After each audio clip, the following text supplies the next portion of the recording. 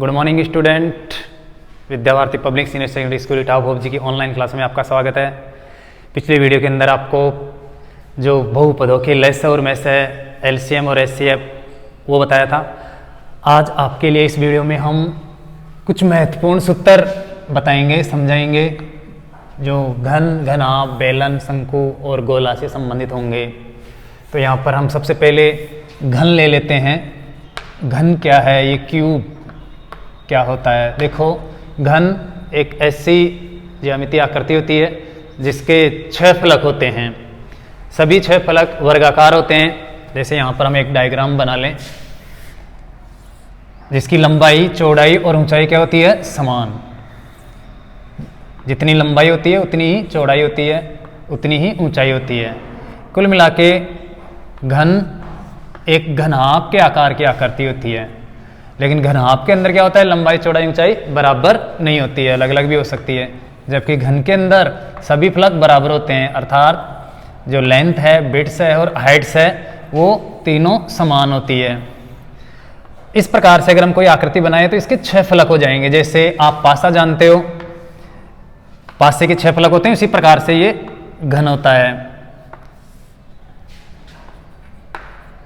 इसके 6 फलक है, एक तो ये सामने वाला, ऐसे के जस्ट एक पीछे वाला, 2 एक साइड वाला और एक इधर साइड वाला, 4 और एक ऊपर और एक नीचे। तो इस प्रकार से 6 फलक हो गए। 6 के 6 फलक वर्गाकार होते हैं। और आप जानते हो कि वर्ग का क्षेत्रफल अगर ज्ञात करना हो तो वर्ग का क्षेत्रफल होता है भुजा गुणा भुजा। तो यहाँ पर भुजा गुणा भुजा के हिसाब से 6 जगह हम इसका क्षेत्रफल निकालेंगे, तब जाके पूरे घनाभ का संपूर्ण पृष्ठीय क्षेत्रफल होगा। तो हम यहाँ पर पहला फॉर्मूला बनाए घन का। घनाभ के आकार की आकृति होती है क्योंकि इसमें लंबाई, चौड़ाई, ऊंचाई होती है, लेकिन तीनों बराबर होती है, तो इसको घनाभ भी कह सकते हैं। लेकिन घनाभ को हम घन नहीं कह सकते। घन का संपूर्ण पृष्ठीय क्षेत्रफल, ये देखो कैसे निकालेंगे हम। घन के 6 पृष्ठ होते हैं। 6 पृष्ठों का अगर हम अलग अलग क्षेत्रफल निकालकर जोड़ ले तो वो सभी पृष्ठों का संपूर्ण पृष्ठीय क्षेत्रफल बन जाएगा।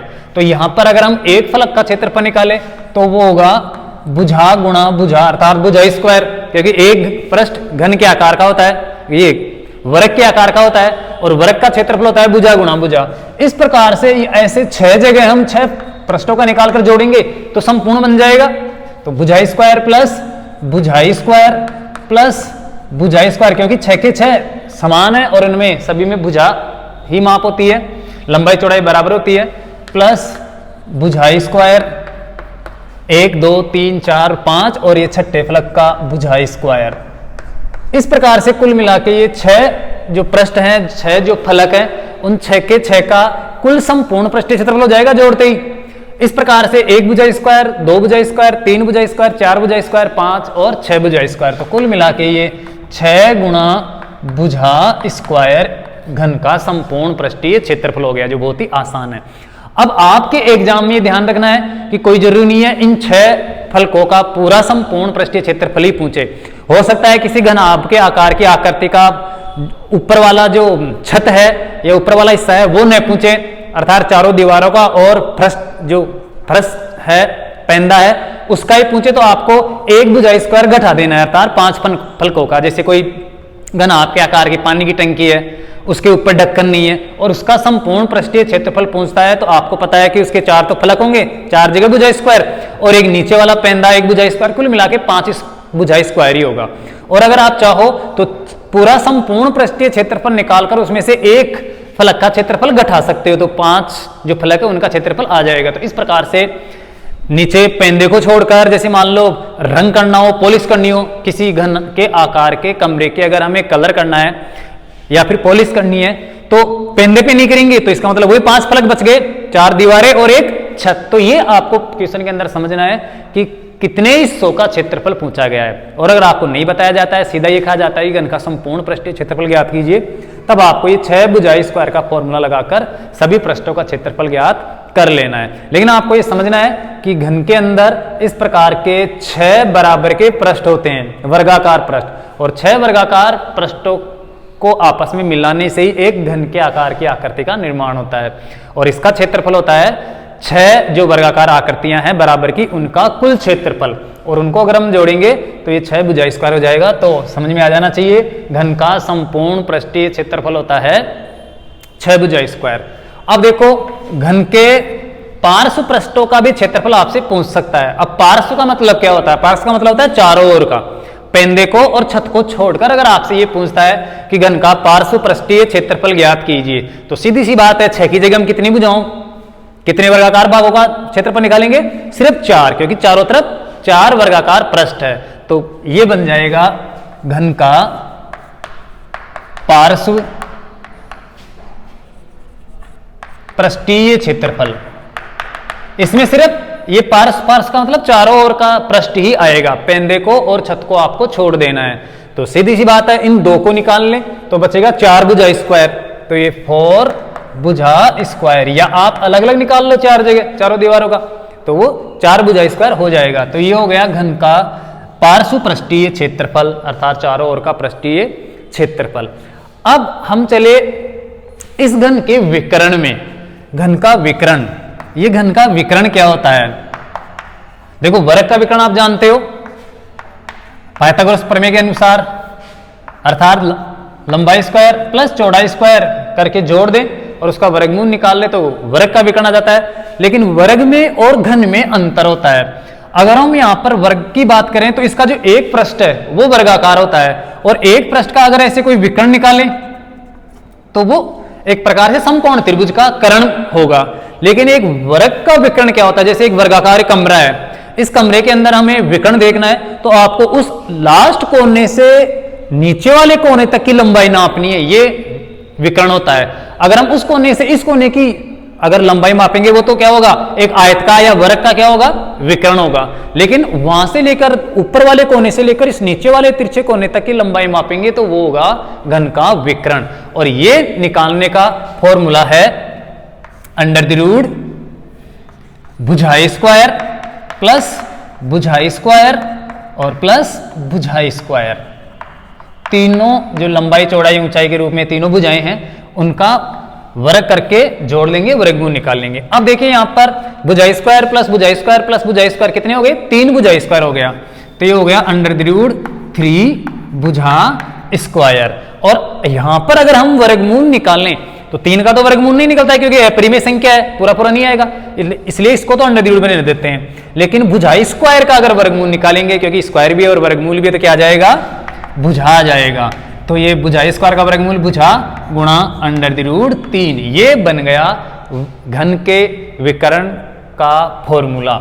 घन का विकर्ण किस प्रकार से ज्ञात करना है। अब ये क्वेश्चन इस प्रकार से आ सकता है एग्जाम में कि एक घन के आकार का कमरा है, उस कमरे के अंदर हमें लंबी से लंबी बड़ी से बड़ी छड़ रखनी है, तो आप बड़ी से बड़ी नापोगे तो उस कोने से लेकर उस कोने में रखोगे तब बड़ी से बड़ी होगी।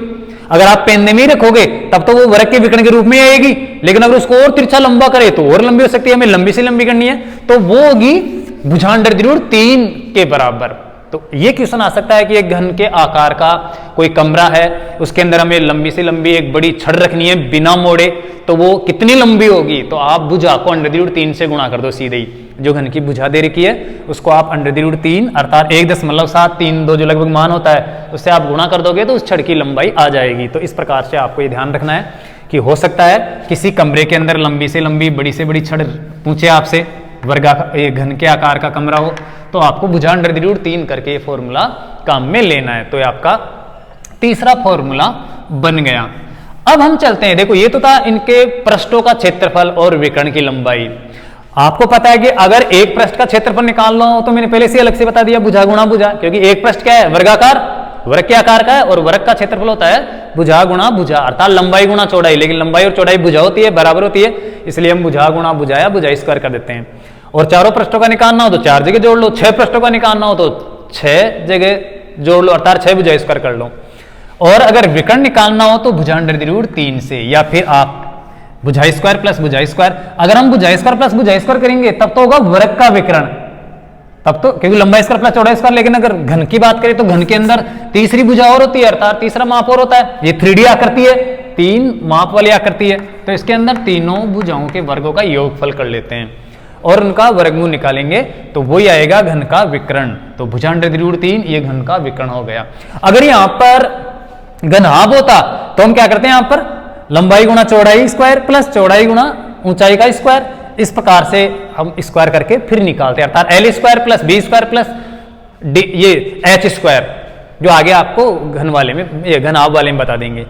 अब चलते हैं हम घन के आयतन में। देखो घन जो क्यूब कहते हैं अंग्रेजी में, उसका वॉल्यूम क्या होता है, घन का आयतन।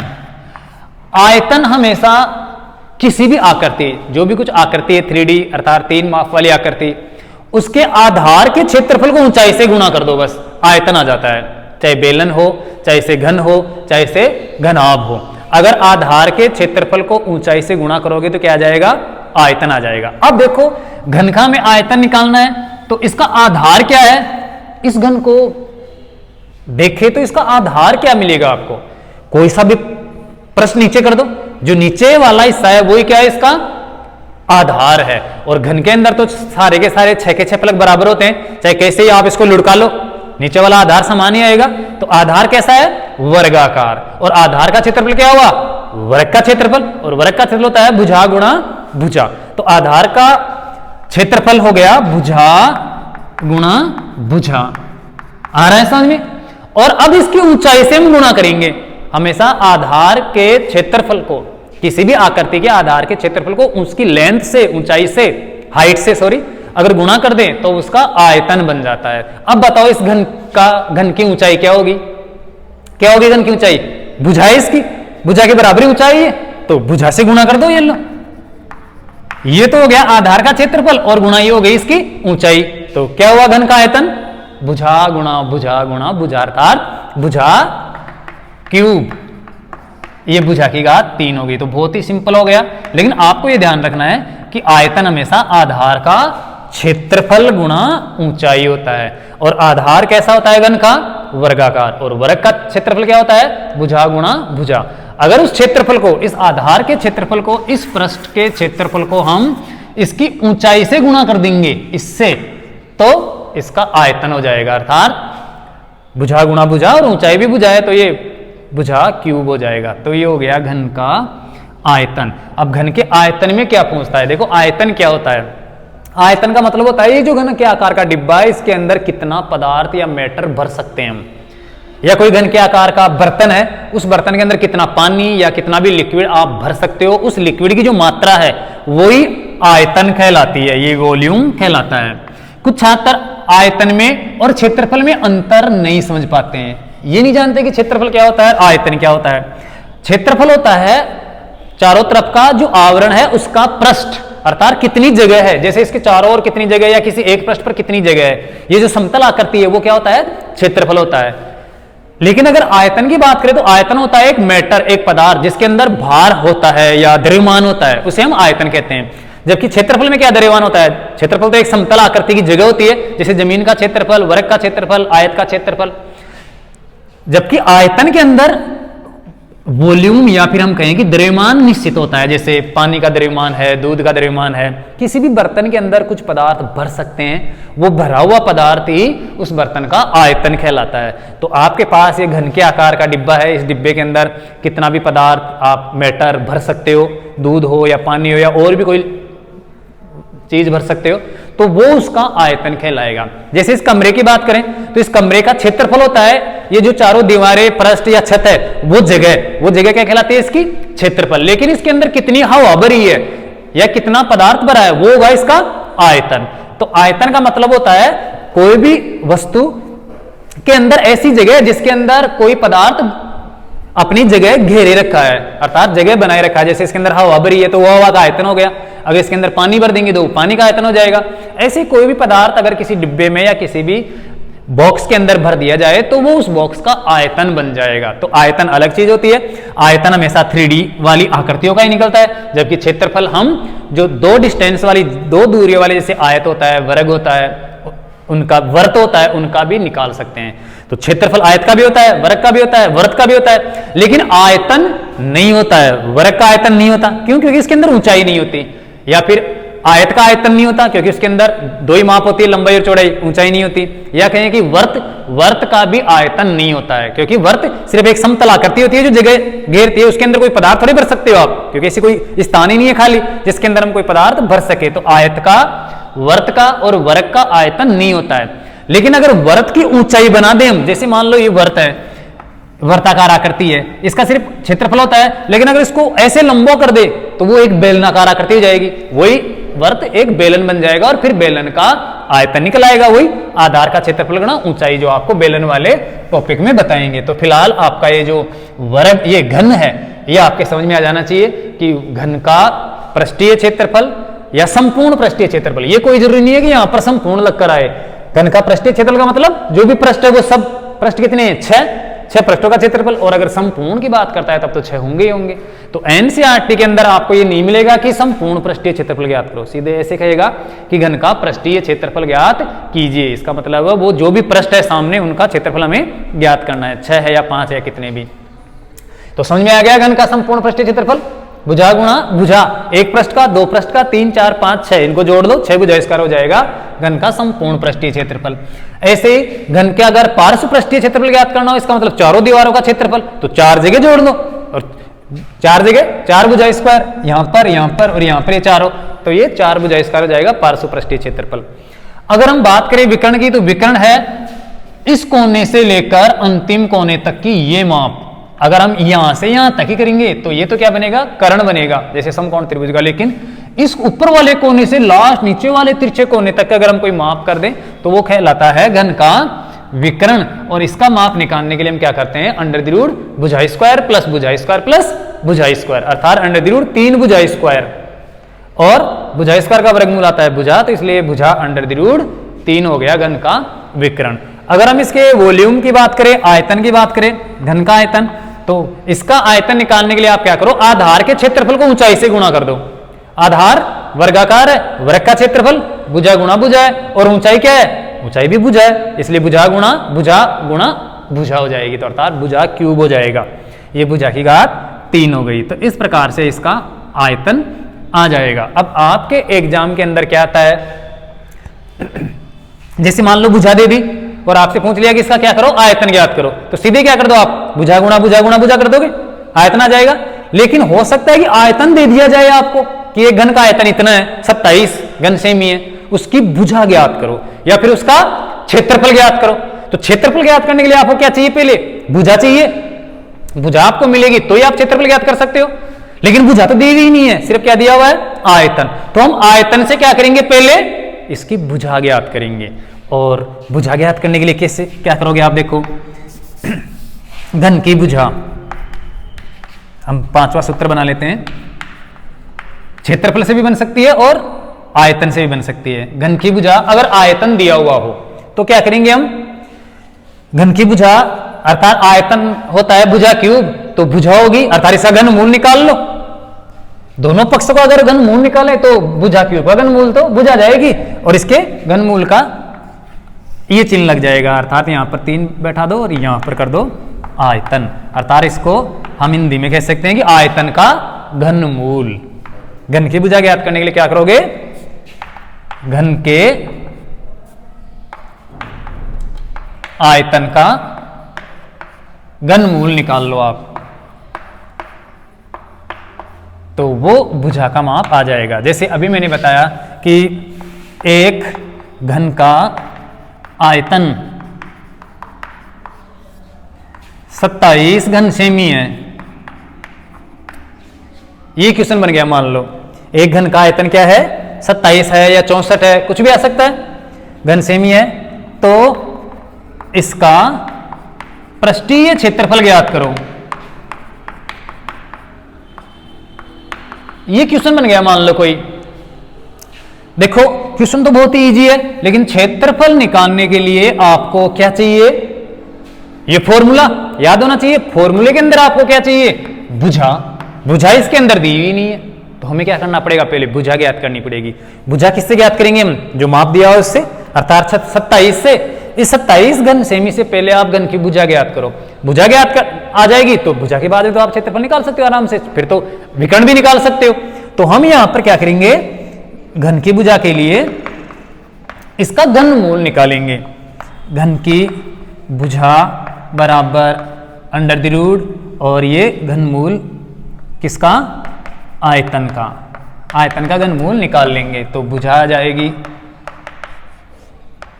27 का घनमूल होता है 3, अर्थात 3 गुणा 3 गुणा 3, 3 3 होती 27 ही है ये, और इसमें कितना आ जाएगा 3, और सेमी सेमी सेमी गुणा है तो ये सेमी आ जाएगी। तो घन की भुजा आ गई कितनी 3 सेमी। अब चाहिए आपको क्या क्षेत्रफल, कैसे निकालोगे, समझदार हो बिल्कुल। 6 भुजा स्क्वायर कर दो क्षेत्रफल के लिए, तो ये हो जाएगा घन का पृष्ठीय क्षेत्रफल बराबर 6 भुजा स्क्वायर, और 6 गुणा भुजा कितनी है 3 गुणा 3, और ये हो जाएगा सेमी स्क्वायर बराबर 3 3 9 और 9 6 54। ये बोर्ड में आया हुआ क्वेश्चन है, शायद 2012 या 13 में आया था, 2013 में या 14 में आया था कि ये घन की भुजा, ये घन का आयतन 27 घन सेमी है, इसका पृष्ठीय क्षेत्रफल ज्ञात कीजिए। तो बहुत ही इजी क्वेश्चन है। आपको ध्यान रखना है कि आयतन से भुजा ज्ञात करना, भुजा से आयतन ज्ञात करना, या फिर क्षेत्रफल से भुजा ज्ञात करना, भुजा से फिर आयतन ज्ञात करना। तो अगर आपको आयतन दिया हुआ मिल जाए एग्जाम के अंदर तो आप क्षेत्रफल निकाल सकते हो, विकर्ण भी निकाल सकते हो, भुजा ने 3 कर दो, अर्थात 3 ने 3 विकर्ण आ जाएगा, और क्षेत्रफल निकालने के लिए 6 भुजा स्क्वायर कर दो। समझ में आ रहा है? अगर आयतन आपको दे दिया जाए एग्जाम में तो आपको क्षेत्रफल निकालने के लिए पहले आप भुजा ज्ञात कर लो आयतन से, और फिर फॉर्मूला लगा के क्षेत्रफल निकाल लो। लेकिन मान लो अगर क्षेत्रफल दिया हुआ हो आपको और फिर आयतन पूछ ले तो हम क्या करें? तो ये देखो इसको कैसे क्या करना है, एक बार इसका फॉर्मूला बना लेते हैं। देखो आपको पता है घन का पृष्ठीय क्षेत्रफल कितना होता है 6 भुजा स्क्वायर या 6a स्क्वायर, जिसको आप ए बी कभी कभी ए बी लिख देते हो, 6 भुजा स्क्वायर है। हमें क्या चाहिए? क्षेत्रफल से भुजा चाहिए, क्योंकि भुजा से ही आयतन आएगा। तो पहले भुजा ज्ञात करेंगे तभी हम आयतन निकाल सकते हैं। तो यहां पर भुजा ज्ञात करने के लिए क्या करो, आप 6 को इधर ले आओ, यहीं से बन जाएगा फॉर्मूला। तो यह है पृष्ठीय क्षेत्रफल इधर, और ये 6 गुणा से आएगा तो क्या होगा, भाग लग जाएगा, इधर क्या बच जाएगा भुजा स्क्वायर, भुजा स्क्वायर बच जाएगा इधर। आपको भुजा स्क्वायर नहीं भुजा चाहिए तो दोनों पक्षों क्या कर लो, वर्गमूल निकाल लो, तो इधर अंडर द रूट लग जाएगा। ये है क्षेत्रफल बटे हुए 6, और इधर भुजा स्क्वायर का वर्गमूल भुजा आ जाएगा। तो घन की भुजा ज्ञात करने का फॉर्मूला हो गया अंडर द रूट क्षेत्रफल बटे हुए 6। बहुत ईजी है ये, किससे? क्षेत्रफल से। जब क्षेत्रफल दिया हुआ हो तब भुजा हम ऐसे निकालेंगे, जब आयतन दिया हुआ हो तब हम आयतन का क्या कर लेंगे, घनमूल निकाल लेंगे। तो आयतन से भुजा निकालने का फॉर्मूला तो ये बन गया कि आयतन का क्या कर लो, घनमूल निकाल लो। और अगर क्षेत्रफल दिया हुआ हो तब भुजा ज्ञात करनी है तो क्या करना है, क्षेत्रफल में 6 का भाग देके वर्गमूल निकाल लो। बस क्षेत्रफल के अंदर क्या कर लो, 6 का भाग दे दो और वर्गमूल निकाल लो। तो ये बन गया आपका अगला फॉर्मूला, घन की भुजा बराबर अंडर द रूट घन का पृष्ठीय क्षेत्रफल, घन का पृष्ठीय क्षेत्रफल और बटे हुए 6, ये 6 हो गया। तो ये आपका क्षेत्रफल से भुजा ज्ञात करने का फॉर्मूला बन गया, जो बहुत ही इजी है। अब उसी क्वेश्चन को हम दोबारा से ले लें, जैसे अभी 54 था, मान लेते हैं ये आपका कोई क्वेश्चन है, एक घन का पृष्ठीय क्षेत्रफल 54 वर्ग सेमी है, तो इसका आयतन ज्ञात कीजिए। आयतन ज्ञात करें तो अब आयतन के लिए आपको क्या करना है, पहले भुजा चाहिए, क्योंकि 6 भुजा इसका ये भुजा गुणा भुजा गुणा भुजा करोगे, अब भुजा तो है ही नहीं। तो इस क्षेत्रफल से पहले क्या करो, आप भुजा प्राप्त करो। और मैंने बताया है कि क्षेत्रफल अगर दिया हुआ हो उससे भुजा ज्ञात करनी, तो आप क्या कर दो, क्षेत्रफल में 6 का भाग देके वर्गमूल निकाल लो। तो हल करते हैं, घन की भुजा बराबर अंडर द रूट क्षेत्रफल बटे हुए 6, अंडर द रूट क्षेत्रफल कितना है, जितना भी दिया हुआ उतना 54 है, तो ये 54 बटे हुए 6 कर दिया, और 54 में 6 का भाग दो, 6 नाम 54, 9 आया। अब 9 का क्या कर लो, वर्गमूल निकाल लो, कितनी आ जाएगी 3 सेमी, वही आ गई वापस 3 सेमी।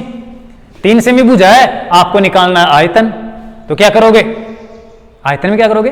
भुजा गुणा भुजा अर्थात 3 तिया 9 ती 27। तो बहुत ही ईजी है, तो बिल्कुल सिंपल सा क्वेश्चन ले रहा हूं मैं। हो सकता है यहाँ पर माप बढ़ा जाए तो उससे कोई मतलब नहीं है, इसी प्रकार से हल करना है। ये तो चोन लिया है, हो सकता है और ज्यादा दे दे, 240 दे दे या और कुछ, तो उसी प्रकार से आप 6 का भाग देके वर्गमूल निकाल लो। वर्गमूल निकलता है पूरा पूरा तो सही है, नहीं तो अंडरद्विगुण में दे दो, अंडरद्विगुण में गुणा हो जाएगा, अंडरद्विगुण में माप आ जाएगा। उससे तुम्हें क्या मतलब है? जिस प्रकार का माप होगा उसी प्रकार का आंसर आएगा।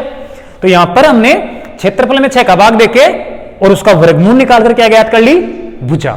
अब हमें चाहिए उसका आयतन, तो बहुत ही इजी है, घन का आयतन। अब ये फॉर्मूले तो आपको याद होना ही चाहिए, अगर सूत्र याद नहीं है तो फिर आप क्या करोगे? घन का आयतन बराबर क्या होता है? भुजा क्यूब, और भुजा हमने यहां पर प्राप्त कर ली कितनी? 3। तो ये 3 गुणा 3 बराबर 3 3 9 27 हो जाएगा। 27 सेमी क्यूब या मीटर क्यूब जो भी है वो माप लगा दो आप, ये मात्रक है। तो बहुत ही इजी हुआ।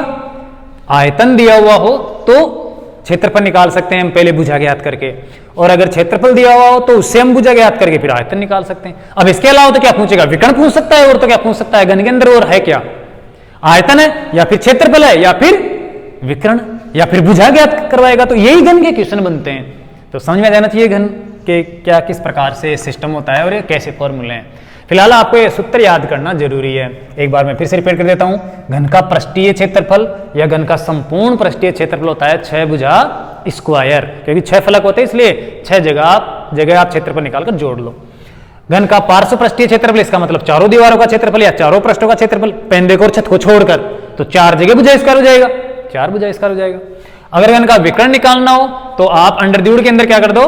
भुजा स्क्वायर प्लस भुजा स्क्वायर प्लस भुजा स्क्वायर कर दो, 3 जगह भुजा स्क्वायर, 1 2 3, तो 3 भुजा स्क्वायर हो जाएगा। 3 भुजा स्क्वायर में 3 का वर्गमूल निकलता नहीं है, इसलिए अंडरद्विगुण में दो, और भुजा स्क्वायर का वर्गमूल भुजा जाएगा। तो भुजा अंडरद्विगुण 3 होता है घन का विकर्ण। आगे देखो, अगर इसका वॉल्यूम ज्ञात करना हो, आयतन ज्ञात करना हो, इसके अंदर कितना मैटर पदार्थ है भरा हुआ, अगर ये ठोस हो तो इसका कितना आयतन होगा, तो उसके लिए आप क्या कर दो? आधार के क्षेत्रफल को ऊंचाई से गुणा कर दो। आधार कैसा है इसका? वर्गाकार, और वर्ग का क्षेत्रफल लंबाई गुणा चौड़ाई, या भुजा गुणा भुजा को आप ऊंचाई से गुणा करो, ऊंचाई भी भुजा है, तो भुजा गुणा भुजा अर्थात 3 भुजा स्क्वायर हो जाएगा। बहुत ईजी है। और अब बात करें हम घन की भुजा ज्ञात करनी हो वापिस, अगर आयतन दिया हुआ हो तो कैसे भुजा ज्ञात करें? तो आप क्या करो? आयतन का घनमूल निकाल लो। आयतन क्या कर लो? वर्गमूल नहीं, क्या? घनमूल। तो क्या जाएगी? भुजा जाएगी। अब भुजा से आप कुछ भी निकालो, चाहे क्षेत्रफल निकालो, चाहे से विकर्ण निकालो। और अगर क्षेत्रफल दिया हुआ हो और फिर आपसे भुजा पूछे या आयतन पूछे, तो आप क्षेत्रफल से पहले क्या करो? भुजा ज्ञात करो, और भुजा ज्ञात करने के लिए क्या करोगे आप? घन का जो पृष्ठीय क्षेत्रफल दिया हुआ है उसमें 6 का भाग देके क्या कर दो? वर्गमूल निकाल लो। 6 से डिवाइडेशन कर दो, 6 भागों में बांट दो। जैसे भी 6 का भाग दिया, 9 6 के 54, 9 बार गया, और वर्गमूल निकाल लिया, 9 का 3 आ गया, तो भुजा आ गई। अब इस भुजा से क्या करो? आयतन निकाल लो, चाहे से विकर्ण निकाल लो। आ रहा है समझ में? तो इस प्रकार से आप घन के बारे में समझ सकते हो। लेकिन यह आपको ध्यान रखना है कि आयतन हमेशा क्या होता है? आधार का क्षेत्रफल गुणा ऊंचाई, और परिमाप होता है आधार का परिमाप गुणा ऊंचाई। ये भी ध्यान रखना आप, जो अभी आपको घन नाम में बता देंगे। तो इस घन वाले पॉइंट को मिटा दूं, और अब लेते हैं हम घन नाम क्यूबॉइड। तो ये हेडिंग डाल लेते हैं, इसको मिटा देता हूं मैं। देखो, घनाभ के अंदर भी लंबाई चौड़ाई और ऊंचाई होती है। अभी मैंने जो घन बताया, ये घन भी क्या होता है? घनाभ का ही रूप होता है। घनाभ के अंदर लंबाई चौड़ाई ऊंचाई होती है, घन में भी होती है लंबाई चौड़ाई ऊंचाई, लेकिन बस घन में अंतर इतना ही है कि लंबाई चौड़ाई और ऊंचाई क्या होती है? बराबर होती है। लेकिन घनाभ के अंदर लंबाई चौड़ाई ऊंचाई बराबर नहीं होती है, अलग अलग माप होती है, इसलिए उनको अलग अलग नाम से हम पहचानते हैं कि लंबाई है, चौड़ाई है और ऊंचाई है। जबकि घन के अंदर उनका अलग अलग नाम न रखे हम क्या कह देते हैं? भुजा, तो इसलिए वो भुजा कहलाती है। क्योंकि जब सभी माप समान हो तो उसको भुजा कहा जाता है। वैसे लंबाई भी भुजा है, चौड़ाई भी भुजा है, ऊंचाई भी भुजा है, लेकिन घनाभ के अंदर वो समान नहीं होती है। घन के अंदर लंबाई चौड़ाई ऊंचाई बराबर होती है, इसलिए उसको एक भुजा के नाम से ही कहते हैं। तो देखो, घनाभ की आकृति कैसी बनानी है। अभी जो घन की आकृति बनाई है वैसी ही वैसी घनाभ की आकृति होती है, लेकिन घनाभ की लंबाई चौड़ाई ऊंचाई में अंतर होता है, तो ये बिल्कुल जो 6 फलक है उनमें समान नहीं होता है, अर्थात ऊपर और नीचे का फलक बराबर होता है। जैसे इस कमरे को देखो आप, छत और फर्श बिल्कुल बराबर है, ये सामने वाली दीवार वाला जो पृष्ठ है वो पीछे वाली दीवार के बराबर है, ये साइड वाला इस साइड वाले के बराबर है, ये इसके बराबर कोई जरूरी नहीं हुई, या फिर वो इसके बराबर हो ये भी कोई जरूरी नहीं है, लेकिन फर्श और छत आपस में बराबर होगा, अर्थात आमने सामने का क्षेत्रफल हमेशा क्या होता है, बराबर होता है। जैसे इस दीवार का क्षेत्रफल इस के क्षेत्रफल के बराबर है, इसका क्षेत्रफल उसके बराबर है, ये कोई जरूरी नहीं है कि इसके बराबर ही हो, अगर इसके बराबर हो जाएगा तो फिर ये तो घन का रूप ले लेगा, ऐसा घन के अंदर होता है। तो देखिए घनाभ की आकृति बनाने के लिए आप क्या करो, पहले एक आयताकार आकृति बना लो, ऐसे आयत मान लेते हैं, ये एक आयत है, इसके अंदर एक आयत और बना दो आप, यहां पर साइड में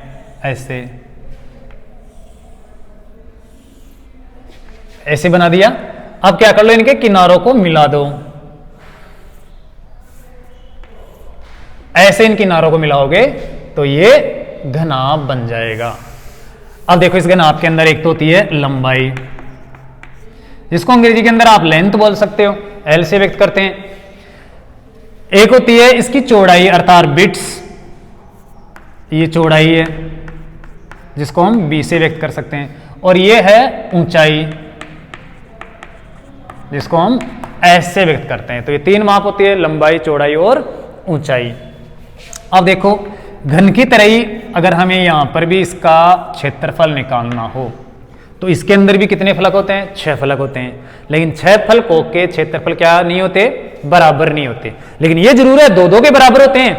जैसे इसका क्षेत्रफल और उसका क्षेत्रफल, छत का, फर्श का क्षेत्रफल और छत का क्षेत्रफल बराबर होगा, ऐसे इस साइड वाले का क्षेत्रफल इसके बराबर होगा, तो ये डबल है, ये भी डबल था, और सामने वाला और पीछे वाला जो फलक है वो भी क्षेत्रफल में क्या है, बराबर है। तो 3 जगह हो गया, ये दोनों समान, तो डबल कर लो इनको, एक का क्षेत्रफल इसका निकाल लो, उसको 2 से गुणा कर दो, और इसका क्षेत्रफल निकाल लो, उसको 2 से गुणा कर दो, और सामने वाला निकाल कर 2 से गुणा कर दो, पीछे वाला आ जाएगा। तो इस प्रकार से ये 6 जो माप है वो 3 जगह हो जाता है, डबल डबल हो जाता है। तो यहां पर हम फॉर्मूला बनाते हैं, घनाभ का संपूर्ण पृष्ठीय क्षेत्रफल। इसके लिए आप क्या करोगे, देखो हम पहले इस फर्श का क्षेत्रफल निकाले, नीचे वाले आधार का, तो आधार का क्षेत्रफल कितना होता है, लंबाई गुणा चौड़ाई, आधार आयताकार है, आयत का क्षेत्रफल लंबाई गुणा चौड़ाई होता है, तो ये हो गया लंबाई गुणा चौड़ाई। आ रहा है समझ में? अब आपको पता है कि ऐसा कैसा ऊपर और है, तो यहां पर लंबाई गुणा चौड़ाई और कर देते हैं, तो ये भी लंबाई गुणा चौड़ाई प्लस, अब देखो हम आते हैं साइडों के अंदर, साइडों के अंदर है ऊंचाई गुणा चौड़ाई, चौड़ाई को और ऊंचाई, अगर इसको ऐसे खड़ा करें तो वही लंबाई चौड़ाई, तो इस चौड़ाई को इस ऊंचाई से गुणा कर दो, आयत का क्षेत्रफल हो जाएगा, तो ये जाएगा चौड़ाई गुणा ऊंचाई। लेकिन ऐसा का ऐसा इधर भी तो है, इस साइड में भी है, तो एक बार और लिख दो आप, यहां पर लिख देता हूं मैं, यहीं पर लिख देते हैं, प्लस चौड़ाई गुणा ऊंचाई, हो गए 4 फलक होगा। अब कौन सा बचा, सामने वाला और पीछे वाला, तो सामने वाले में क्या करोगे आप, लंबाई गुणा ऊंचाई, लंबाई और ऊंचाई, तो ये प्लस का ऊंचाई गुणा लंबाई, लेकिन ऐसे पीछे भी है तो पीछे और जोड़ दो आप, ऊंचाई गुणा लंबाई।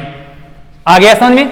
6 फलक हो गए, पहले नीचे वाले आधार का लंबाई गुणा चौड़ाई, ऐसा कैसा ऊपर था लंबाई गुणा चौड़ाई, तो 2 हो गया, फिर साइड वाले का चौड़ाई गुणा ऊंचाई, तो ये चौड़ाई गुणा ऊंचाई, लेकिन इधर भी है वैसा का वैसा, तो चौड़ाई गुणा ऊंचाई।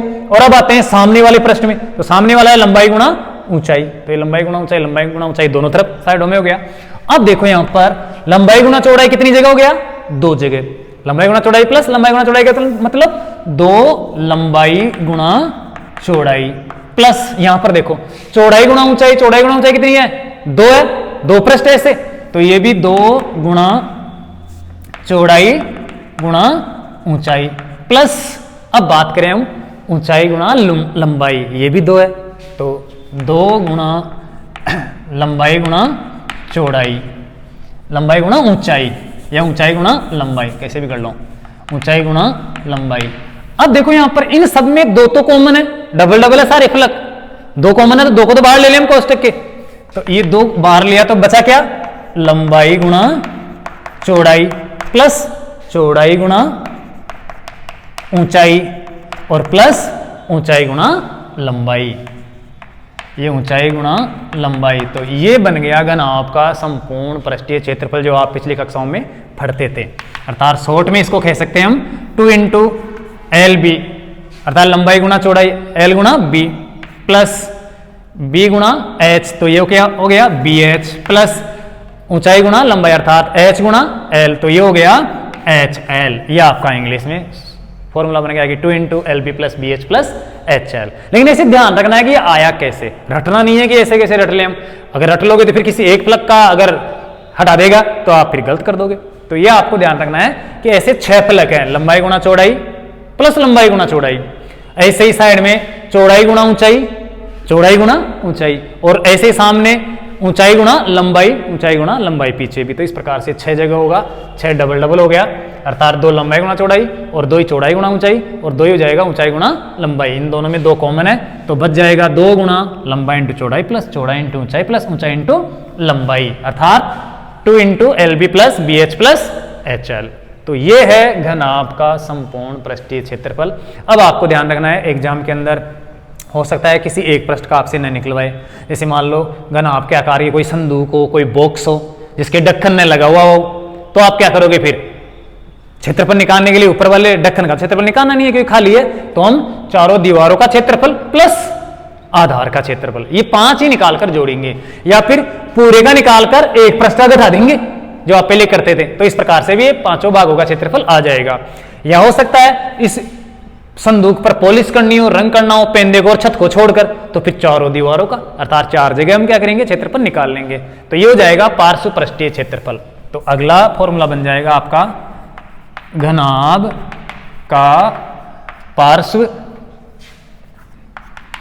पृष्ठीय क्षेत्रफल, और वो होगा किसको छोड़ना है, पार्श्व में छत को और फर्श को छोड़ देना है। इसका मतलब एक तो छत को, ये छत और ये क्या हो गया फर्श, दोनों समान है, इस सेट को निकाल दो आप, बाकी बच गया क्या हो गया चारों दीवारों का क्षेत्रफल। तो इसको छोड़ देते हैं हम, ये हो गया,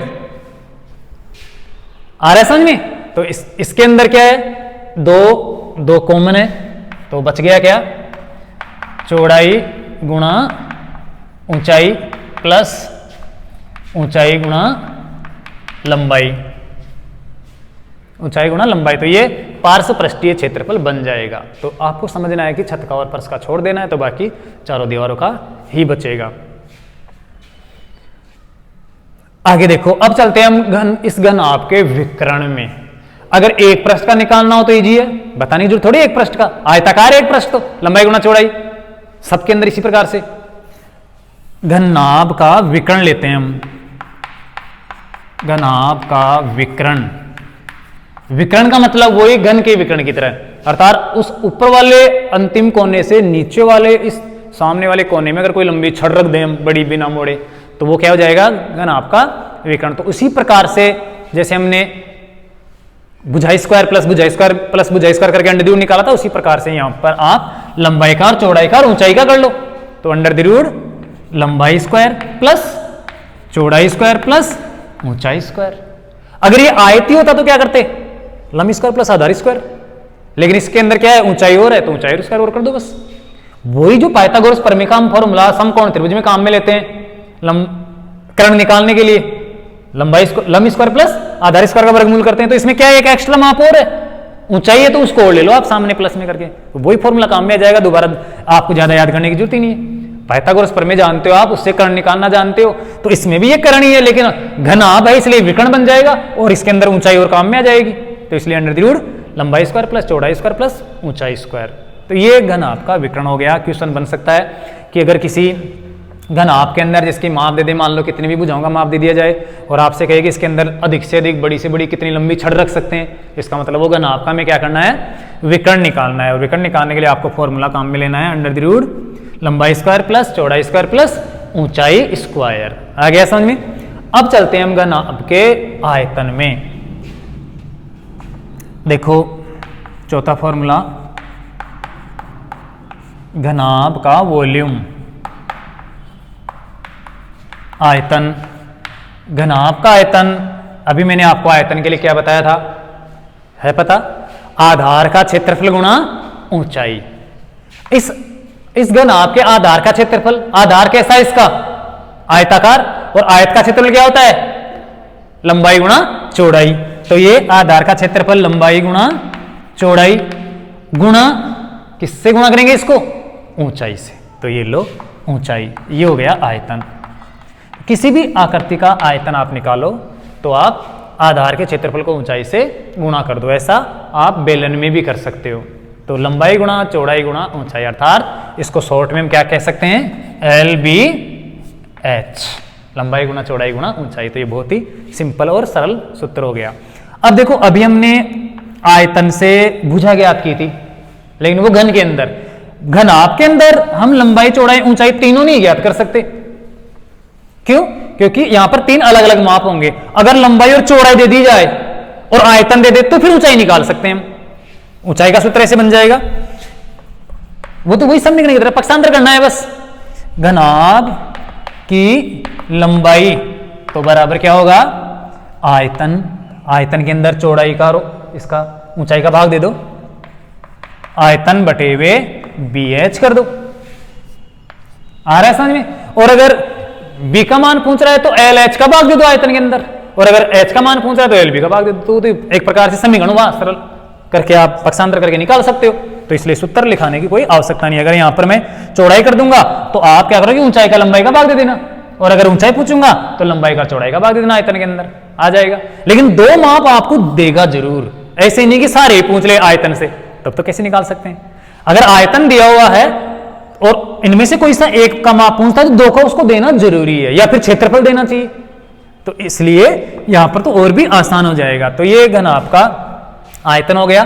घनाभ का आयतन का मतलब इस बॉक्स के अंदर कितना क्या पदार्थ भरा हुआ है, हवा है या जो भी कुछ मैटर है, वो आयतन कहलाता है, वॉल्यूम जो इसका है।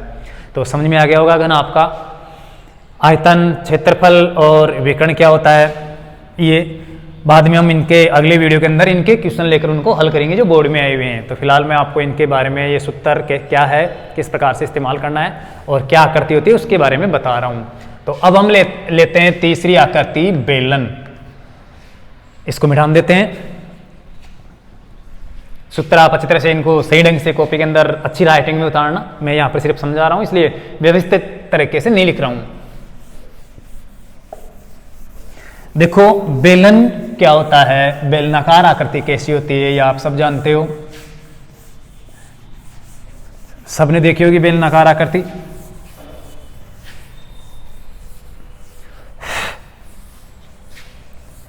बेलन या सिलेंडर, देखो यहां पर आकृति बना लेते हैं बेलनाकार।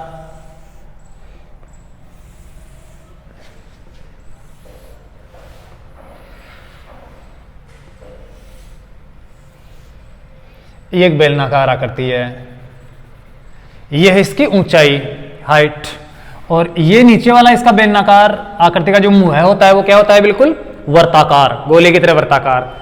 यहाँ पर आपको थोड़ा वर्ताकार दिख नहीं रहा है क्योंकि आपको ऐसे सामने दिख रहा है। अगर इसके नीचे वाले शीर्ष को देखेंगे तो बिल्कुल वर्ताकार दिखेगा, जैसे पाइप है, लोहे का पाइप होता है, या कोई बेलनाकार जो लकड़ी का गुटका है उसका मुंह है, देखो आप, बिल्कुल वर्ताकार होता है। तो ये वर्त का व्यास हो गया, यहां से लेके यहां तक का वर्त का व्यास, या ये हो गया बेलन का व्यास। आ रहा है समझ में? अगर बात करें इसकी त्रिज्या की तो वही वर्त की त्रिज्या, उसी प्रकार से बेलन की त्रिज्या, ये आर हो गई, यहां से यहां तक का माप, ये त्रिज्या है जिसको हम आर से व्यक्त कर सकते हैं, या हिंदी में त्रिज्या भी लिख सकते हैं।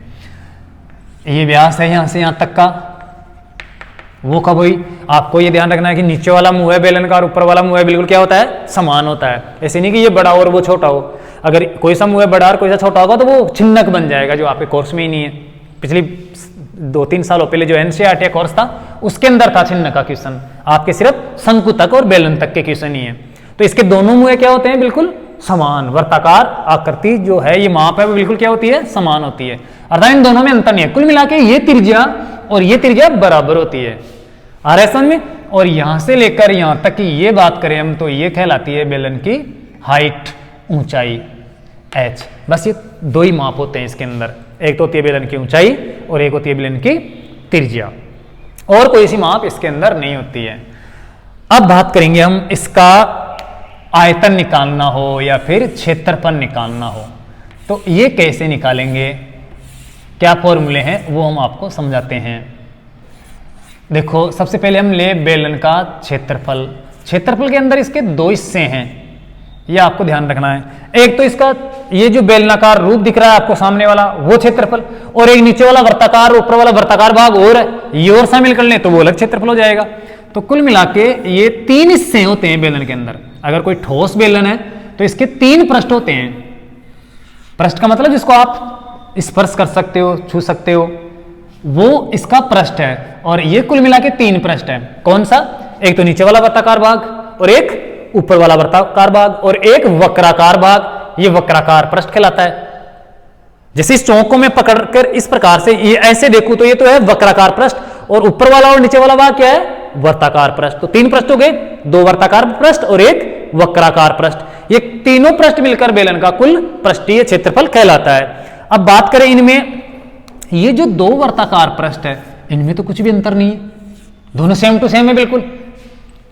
अगर आपको ये कहे कि इन दोनों वर्ताकार पृष्ठों का क्षेत्रफल निकालो तो इसे एक वृत्त का क्षेत्रफल निकाल लो और डबल कर दो, दुगना कर दो, तो दो वर्ताकार पृष्ठों का क्षेत्रफल हो जाएगा और एक वक्राकार पृष्ठ का क्षेत्रफल निकाल लो। तो यही है बेलन का कुल पृष्ठीय क्षेत्रफल। अब देखो इसके अंदर आपको ये तो ऑलरेडी पहले से ही आता है कि वृत्त का क्षेत्रफल कैसे निकालते हैं। वृत्त का क्षेत्रफल तो पाई आर स्क्वायर से हो जाएगा, ये भी पाई आर स्क्वायर से, अर्थात डबल पाई आर स्क्वायर हो जाएगा, दो पाई आर स्क्वायर हो जाएगा। बचा ये वक्राकार पृष्ठ, और वक्र पृष्ठ होता है हमेशा 2 पाई आर एच, तो 2 पाई आर एच को और 2 पाई आर स्क्वायर को जोड़ दो।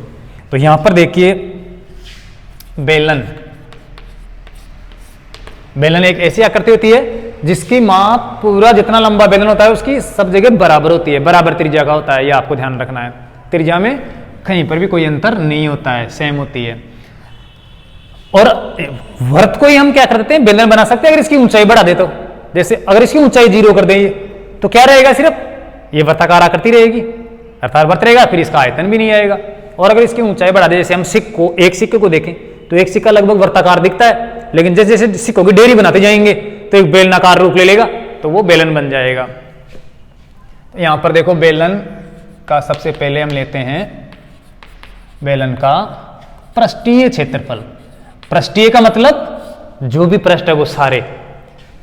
बेलन का पृष्ठीय क्षेत्रफल ये होता है, यहां पर कितने पृष्ठों को निकालकर जोड़ोगे आप? तीनों को। यहां पर इसका पृष्ठ, ये पृष्ठ है तो ये होता है वृत्त का क्षेत्रफल पाई आर स्क्वायर, ठीक, प्लस ऊपर देखो आप इसका क्षेत्रफल ऊपर वाले पृष्ठ का।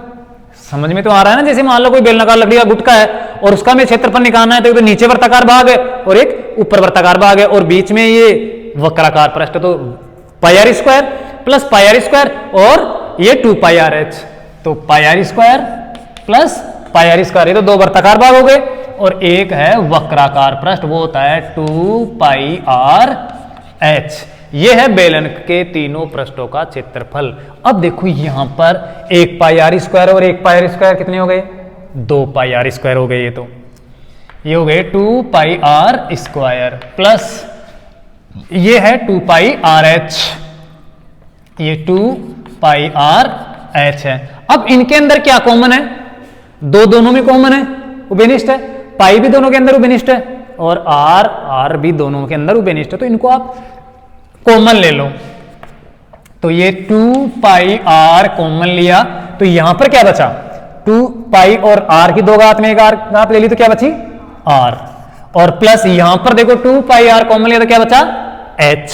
तो ये आपका बन गया बेलन का संपूर्ण पृष्ठीय क्षेत्रफल। आ रहा है समझ में? 2 pi are कोष्टक H plus are. अब अगर हम बात करें बेलन के इस वक्राकार पृष्ठ की, कि बेलन का ये वक्र पृष्ठ ज्ञात करो, तो वो सीधा ही 2 पाई आर एच कर दो, तो ये दूसरा फॉर्मूला बन जाएगा इसका बेलन का वक्र पृष्ठीय। जबकि घन और घनाभ में पार्श्व पृष्ठीय कहते हैं हम, जबकि इसके अंदर क्या कहते हैं? वक्र। वक्र क्यों?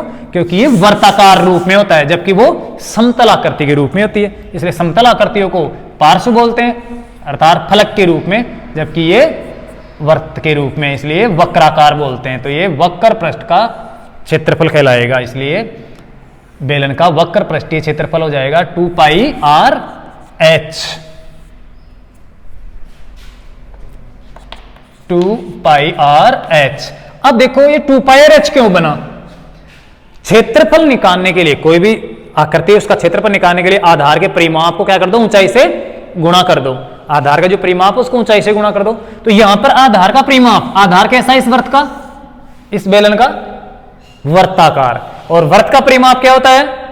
2 पाई आर। तो ये वर्त का परिमाप हो गया 2 पाई आर, और गुणा कर दो किससे? ऊंचाई से। तो ये 2 पाई आर एच हो गया। तो इसलिए 2 पाई आर एच बेलन का वक्र पृष्ठीय क्षेत्रफल हो गया। या हम ऐसे भी कह सकते हैं आधार का परिमाप गुणा ऊंचाई। तो बहुत सी बार एग्जाम के अंदर इस प्रकार से पूछ लेता है कि एक बेलन है, उसके आधार का परिमाप गुणा ऊंचाई कर दिया जाए तो वो क्या बनेगा? वो बनेगा बेलन का वक्र पृष्ठीय क्षेत्रफल। संपूर्ण नहीं, ये दोनों प्रश्न नहीं आएंगे, सिर्फ वक्र पृष्ठीय आएगा। ऐसे ही घन का भी वही होता है, आधार का परिमाप गुणा ऊंचाई। भी जो मैंने सूत्र बताया था, देखो घन का पार्श्व पृष्ठीय क्षेत्रफल वो होगा आधार का परिमाप गुणा ऊंचाई। आधार कैसा होता है? वर्ग, और वर्ग का परिमाप क्या होता है? 4 गुणा भुजा। 4 गुणा भुजा होता है वर्ग का परिमाप, वर्ग का परिमाप। और ऊंचाई और कर दो तो क्या हो जाएगा? भुजा गुणा भुजा, तो क्या हो जाएगा? 4 गुणा भुजा। इसका जो भी आपको मैंने सूत्र लिखाया था, तो 4 गुणा भुजा स्क्वायर। ऐसे ही अगर आयत इसकी घनाभ की बात करें तो घनाभ का पार्श्व पृष्ठीय क्षेत्रफल क्या होगा? वही आधार का परिमाप गुणा ऊंचाई। आधार का परिमाप, आधार कैसा होता है? आयताकार, आयताकार होता है। तो आयत का परिमाप 2 गुणा लंबाई प्लस चौड़ाई और गुणा ऊंचाई कर दो तो पार्श्व हो जाएगा ऊंचाई, जो मैंने आपको बताया था अभी। 2 गुणा लंबाई गुणा ऊंचाई, ऊंचाई को गुणा करें तो लंबाई गुणा ऊंचाई प्लस ऊंचाई गुणा चौड़ाई, ऊंचाई गुणा चौड़ाई, जो भी पहले बताया था उसी प्रकार से। तो आप ये शॉर्ट में भी कर सकते हो, ऊंचाई कॉमन ले सकते हो दोनों के अंदर। तो आ गया समझ में? चारों तरफ का क्षेत्रफल निकालने के लिए हमेशा आधार के परिमाप को ऊंचाई से गुणा करते हैं।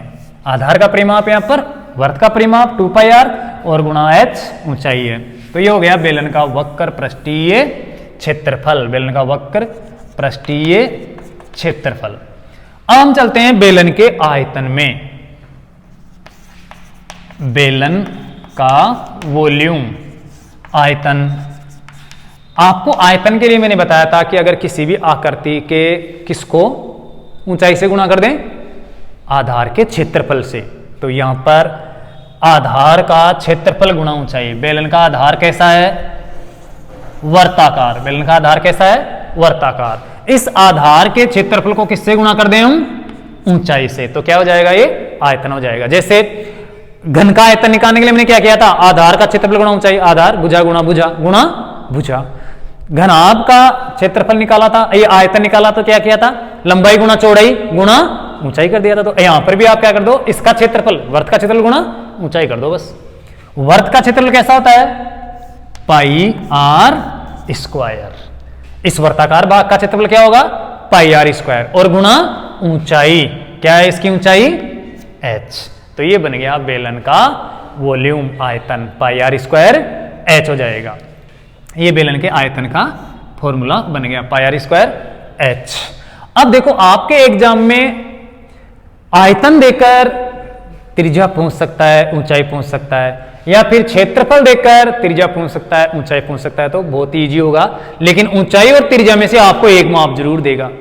आयतन दे देगा और ऊंचाई और त्रिज्या में भी आपको एक माप जरूर मिलेगा। देखो हम जैसे एक क्वेश्चन बना लें, एक बेलन की त्रिज्या 7 सेमी व ऊंचाई 15 सेमी है। इसका आयतन निकालो, पृष्ठीय क्षेत्रफल निकालो, कुछ ही पूछ सकता है। इसका पृष्ठीय क्षेत्रफल, पृष्ठीय क्षेत्रफल का मतलब संपूर्ण पृष्ठीय क्षेत्रफल। अगर इसको वक्र पृष्ठ का पूछना होता तो यहां पर लिखा होता वक्र पृष्ठ का क्षेत्रफल। तो इसका क्या करना है आपको? पृष्ठीय क्षेत्रफल व आयतन ज्ञात करें। तो सीधे से माप दिए हुए हैं, देखो आप डायग्राम बना लोगे बेलन का, अच्छा सा चित्र बनाना है और उसमें माप रखने हैं और उसके बाद में ही हल करना है, ये आपको ध्यान देना है। ये इसकी एच जो है 15 सेमी और ये इसकी त्रिज्या जो है 7 सेमी। हो सकता है त्रिज्या की जगह व्यास दे दिया जाए तो आप आधी कर लेना। यहाँ पर त्रिज्या बराबर 7 सेमी, बेलन की त्रिज्या 7 सेमी और बेलन की ऊंचाई बराबर 15 सेमी, या कितनी भी दे सकते हो, तो मैंने मन से बनाया है, इसके लिए कोई भी माप हो सकता है। 15 सेमी हमें ज्ञात करना है पहले बेलन का पृष्ठीय क्षेत्रफल। सूत्र लगाएंगे, बेलन का पृष्ठीय क्षेत्रफल बराबर क्या होता है, आधार का परिमाप गुणा ऊंचाई, अर्थात 2 पाई r कोष्टक h प्लस r। वक्र पृष्ठ का होता है आधार का परिमाप गुणा ऊंचाई, ध्यान रखना संपूर्ण नहीं। यहां पर माप रखते हैं 2 गुणा पाई का मान होता है 22/7 गुणा त्रिज्या कितनी है 7 और गुणा 7 प्लस ऊंचाई कितनी है 15। बस सीधे से माप रख देने हैं आपको। और यहाँ पर 7 से 7 कट जाएगा, 22 दूना 44 हो जाएगा और 15 और 7 हो जाएगा, 7 और 5 12, 22 हो जाएगा। आ रहा है समझ में? तो ये तो आपका काम है गुणा भाग करना, मान निकालना। 22 से गुणा करते तो 22 चौक 88, 22 चौक 88 और 8 कितना हो जाएगा 96, ये 968 सेमी स्क्वायर हो जाएगा। आ रहा है समझ में? लेकिन इसी क्वेश्चन में आपसे आयतन और पूछा है, तो आयतन के लिए क्या करोगे, आयतन का फॉर्मूला लगा दो बस। बेलन का आयतन पाई r स्क्वायर h होता है, ये लगा दो, इसके अंदर माप रख दो। पाई का मान 22/7 गुणा त्रिज्या कितनी है 7 गुणा ऊंचाई कितनी है 15। 7 से 7 कट जाएगा और 22 7 154 हो जाएगा, ये हो गया 154 और गुणा 15 सेमी क्यूब। 154 को 15 से गुणा कर लो, ये देखो 15 चौक 60 हासिल की 6, 15 5 75 और 6 81 हासिल की 8, 15 और 8 23, या जो भी होगा गुणा में वो आ जाएगा, ये आ जाएगा इसका आयतन। लेकिन हो सकता है एग्जाम में आपसे त्रिज्या दे दी जाए और ऊंचाई न दे के आयतन दे दे या क्षेत्रफल दे दे और फिर पूछे कि ऊंचाई कितनी है, तो ऐसे प्रश्न भी घूम कर आ सकते हैं। तो हम इस क्वेश्चन को इस प्रकार से बना लेते हैं। एक बेलन की त्रिज्या 7 सेमी व पृष्ठीय क्षेत्रफल कितना है 968 है, वह पृष्ठीय क्षेत्रफल 968 सेमी स्क्वायर है। तो इसका क्या करना है, आयतन और ऊंचाई ज्ञात करनी है। मान लो इसकी ऊंचाई व आयतन ज्ञात करें। समझ में आया क्वेश्चन क्या बना, क्षेत्रफल दे दिया और त्रिज्या दे दी, हमें ज्ञात करना है इसका आयतन और ऊंचाई। अब देखो आयतन निकालने के लिए तो हमें पाई r स्क्वायर h करना पड़ेगा, इसमें h की जरूरत पड़ेगी। पहले क्या चाहिए हमें, ऊंचाई चाहिए, तो हम पहले ऊंचाई ज्ञात करते हैं क्षेत्रफल से। तो इसको मिटान देता हूं, देखो चित्र आपको बनाना है उसी प्रकार से। ऊंचाई हम h ज्ञात करेंगे यहां पर और त्रिज्या बराबर कितनी है 7 सेमी। ये बेलनाकार आकृति का आपको डायग्राम बनाना अच्छा सा। त्रिज्या 7 सेमी है, ऊंचाई हमें ज्ञात करनी है, तो ये क्वेश्चन वाचक चिन्ह लगा देता हूं मैं। और पृष्ठीय क्षेत्रफल, पृष्ठीय क्षेत्रफल कितना दे रखा है 968 या कुछ भी दे सकता है सेमी स्क्वायर। आप पहले इस क्षेत्रफल से क्या करो, ऊंचाई ज्ञात करो। आप जानते हो चूंकि बेलन का पृष्ठीय क्षेत्रफल क्या होता है 2 पाई r कोष्टक h प्लस r, 2 पाई r कोष्टक h प्लस r। इसके अंदर आप माप रख दो, कितना है ये पृष्ठीय क्षेत्रफल 968 सेमी स्क्वायर। अब यहां पर जो माप दिया है वो रख दो, 2 गुणा पाई का माप 22/7 गुणा त्रिज्या कितनी दे रखी है 7 कोष्टक h कितना ज्ञात करना है प्लस त्रिज्या कितनी है 7 सेमी बराबर 968। 7 से 7 कट गया, 22 दूना 44 हो गया। यहां पर देखो 22 दूना 44 गुणा h प्लस 7 बराबर 968। 44 को इधर लाएंगे गुणा से तो भाग लग जाएगा, ये बच जाएगा h प्लस 7 और ये 968/44 और 44 का अगर आप भाग दो 968 में तो h + 7 बराबर 44 से कम 44, 44 दूना 88, बचा कितना 8, 8 88, 22 दूना ये 88, 2 बार 22, 44 दूना 88, 44 दूना 88, 22 आ गया। अब 7 को इधर ले आओ तो h बराबर क्या हो जाएगा, घट जाएगा 7 22 में, 22 - 7 बराबर कितना आ जाएगा 15, तो h 15 आ जाएगी। अब h 15 आ गई तो आप क्या कर दो, आयतन ज्ञात कर लो पाई आर स्क्वायर एच से, जो भी बताया था मैंने। आ रहा है समझ में, त्रिज्या और ऊंचाई आ गई आपके पास, तो पाई आर स्क्वायर एच में त्रिज्या का और ऊंचाई का माप रखकर आप आयतन निकाल लो, तो आयतन भी आराम से निकाला जा सकता है। लेकिन मान लो आयतन दे दे और फिर आपसे त्रिज्या और ऊंचाई पूछे, तो आप इसी प्रकार से ये समीकरण में पक्षांतर करके आराम से त्रिज्या या ऊंचाई ज्ञात कर सकते हो, तो बहुत ही नॉर्मल है। अगर आयतन दे दिया जाए और इनमें से दोनों में से किसी एक का माप देगा तो आप वो माप रख देना, सरल करना, दूसरा माप आ जाएगा और उससे फिर आप क्षेत्रफल भी निकाल सकते हो, वक्र पृष्ठ का क्षेत्रफल भी निकाल सकते हो। वक्र पृष्ठ का निकालने के लिए आपको सिर्फ 2πr(h) करना है। तो घन, घनाभ और बैलेंस से संबंधित जो फॉर्मूले बनते हैं वो आपको मैंने यहाँ पर समझा दिया, बता दिया। एक तो बेलन का वक्र पृष्ठ का क्षेत्रफल 2πr(h), एक बेलन का संपूर्ण पृष्ठीय क्षेत्रफल 2πr कोष्टक h + r, और एक बेलन का आयतन πr²h। इनसे संबंधित जो क्वेश्चन बनते हैं जो बोर्ड में आए हुए हैं वो आपको कल बताएंगे, घन के भी, घनाभ के भी और बेलन के भी, साथ साथ शंकु और गोला क्या है इससे संबंधित जो सूचना है, सूत्र है, फॉर्मूले हैं वो भी आपको कल बताएंगे। तो आज के लिए बस इतना ही, बहुत बहुत धन्यवाद, थैंक यू।